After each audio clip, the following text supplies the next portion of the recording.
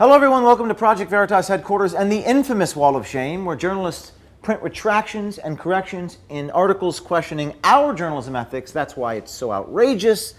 That's why it's a damn shame. It's disgraceful, Mario. Just pathetic that they do this. But today's retraction goes to Jake Johnson of Salon.com. Cue the retraction theme song.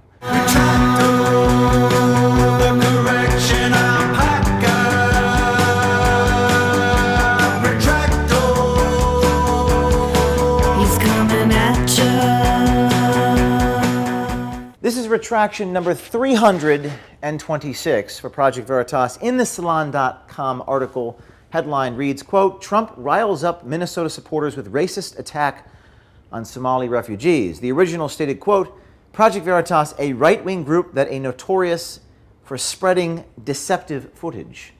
So our attorney reached out to them for a retraction, and they did print a correction.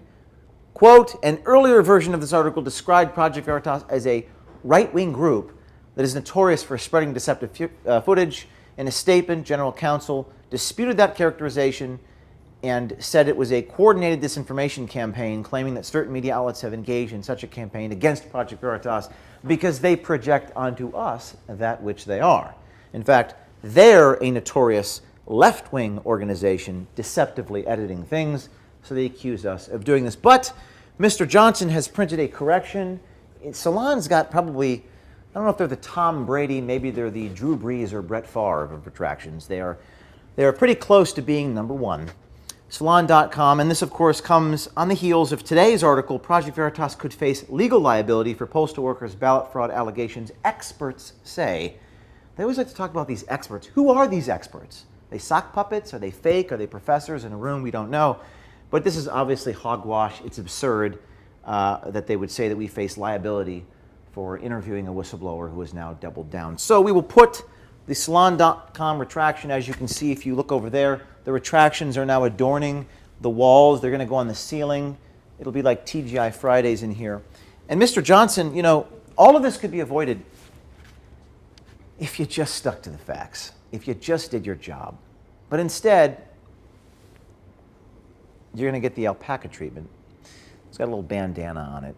Some journalists are really upset that we haven't sent all of the retractos yet, the plushies. But don't you worry. We are going to be sending you an alpaca and a framed retraction. All this could be avoided if you just did your job. But instead, this is what you get. So we'll put the retraction on the wall in perpetuity. The news, not retraction. So we're gonna demand a correction.